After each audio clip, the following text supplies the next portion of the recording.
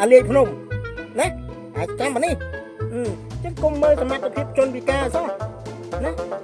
គុំមើលងាយនិយាយចេញមកហើយជាប់គុកឯណាជាប់គុកយ៉ាងហ្នឹងហើយទៅយកត្រង់ហ្នឹងគុំមើលងាយសមត្ថភាពជនពិការថាបើនិយាយការពិតត្រូវគេចាប់ណាមានតែកម្ពុជាហ្នឹងហើយនេះមានតែកម្ពុជាទេដែលគេចាប់នោះ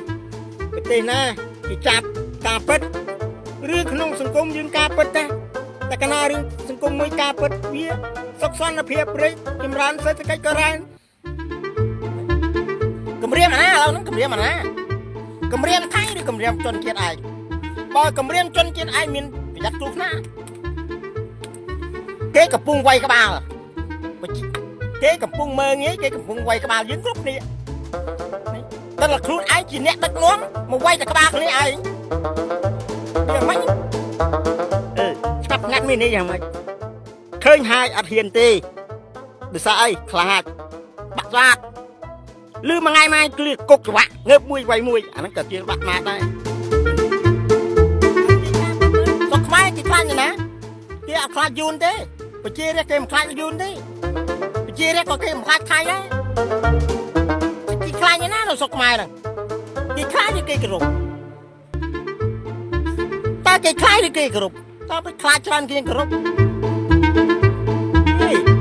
បើការពិតឲ្យចូលគុកក៏វាសាក់មានតម្លៃដែររឿងបញ្ហាទឹកដីរឿងបញ្ហាអន្តោកវេសហ្នឹង40ឆ្នាំហើយពូនឹងក្បត់ជាតិដោយសាររឿងហ្នឹងតាតែចុះរឿងអីរឿងហ្នឹងក្បត់ជាតិដែរទៅដកហូតសញ្ជាតិដែរហ៎ដោយការពៀបផលប្រយោជន៍ចេះខ្លួនឯងហ្នឹងក្បត់ជាតិដែរណាបើក្បត់ជាតិអា40ពីតាហ្នឹងក៏ក្បត់ជាតិដែរអាការពៀជនជាតិគេហ្នឹងក៏ក្បត់ជាតិដែរណាយើងឲ្យចាំទៀត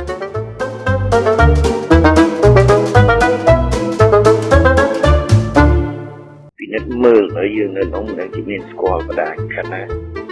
ត្រូវចាប់ផ្ដើមធ្វើដូចនៅកូរ៉េជាងរកពួកជាងកាងមួយចំនួនមើលមុខសញ្ញាណាដែលចាំបាច់យកជើងកាងទៅវាយវាទៅហើយជើងកាងត្រឡប់មកវិញយើងចាំ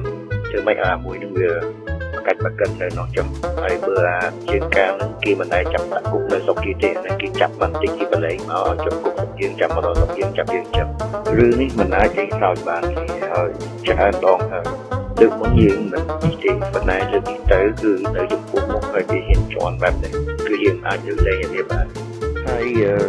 បងផ្សេងថ្ងៃមុនដែលថាឲ្យមុខសញ្ញាអ្នកដែលជាកម្មជនពួកវាមកហ្នឹងឥឡូវនេះគឺយើងត្រូវធ្វើពីការងារនឹងទៅអានេះមកឲ្យវាគ្រោះថ្នាក់ចរាចរណ៍ស្រុកខ្មែរ